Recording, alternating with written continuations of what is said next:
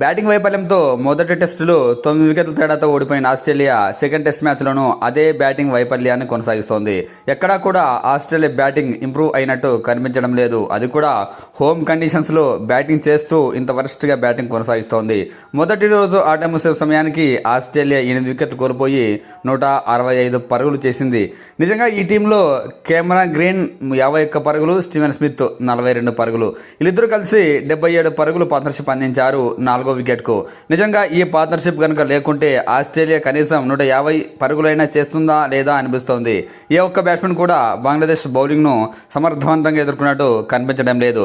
Travis head మరోసారి అనవసర షాట్కు వెళ్ళి 22 పరుగులు చేసి క్లీన్ బౌల్డ్ అయ్యాడు షరీఫుల్ ఇస్లాం బౌలింగ్లో. నిజంగా ఈ మ్యాచ్లో అయితే బంగ్లాదేశ్ బౌలర్ షరీఫుల్ ఇస్లాం సంచలన బౌలింగ్తో ఆకట్టుకున్నాడు. అసలు తన బౌలింగ్ వేస్తోంది ఆస్ట్రేలియా టీంకా ఆఫ్ఘనిస్తాన్ టీంకా అనేలా రెచ్చిపోయాడు. ఏకంగా 6 వికెట్లతో ఆస్ట్రేలియా పతనాన్ని సహించాడు. 11 ఓవర్లు బౌలింగ్ వేసి 35 పరుగులు మాత్రమే ఇచ్చి 6 వికెట్లు తీశాడు. నిజంగా ఓ బంగ్లాదేశ్ అనామక బౌలర్ ఆస్ట్రేలియా లాంటి క్లిష్టమైన బౌలింగ్ పిచ్లపై ఇలాంటి బౌలింగ్లో చెలరేగడం ఆస్ట్రేలియా బ్యాటింగ్ వైఫల్యాన్ని స్పష్టంగా కనిపిస్తోంది. ఏ ఒక్క ఆస్ట్రేలియా బ్యాట్స్మెన్ కూడా బంగ్లాదేశ్ బౌలింగ్లో ఆడటానికి చాలా కష్టపడాల్సి వచ్చింది. ఎక్కడా కూడా పరుగులు సమర్థవంతంగా చేయలేకపోయారు.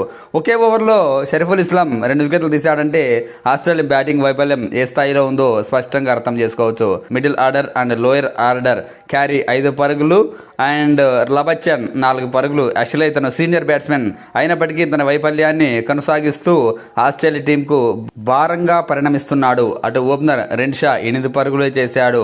ఇక Webster duck out. Captain Pat Cummins ఎంతో కొంత బ్యాటింగ్ స్కిల్స్ ఉన్నప్పటికీ ఈ మ్యాచ్లో 2వ బంతికే డకౌట్ అయ్యాడు. ఇలా బ్యాటింగ్ వైఫల్యం వల్ల ఆస్ట్రేలియా మరోసారి కుప్పకూలింది. అయితే బౌలింగ్లో మాత్రం ఈరోజు ఆస్ట్రేలియా చెలరేగిపోయింది.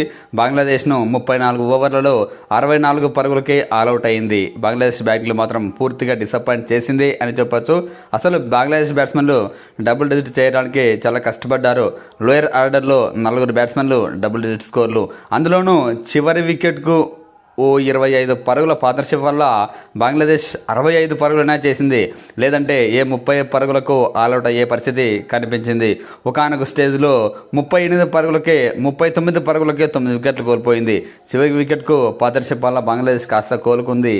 ఇక చూడాలి, రేపు గనక బంగ్లాదేశ్ త్వరగా 2 వికెట్లు తీసి ఆ తర్వాత బ్యాటింగ్లో మరోసారి సత్తా చాటితే మాత్రం ఆస్ట్రేలియాకు ఈ టెస్ట్ మ్యాచ్లోనూ ఓటమి తప్పేలా కనిపించడం లేదు.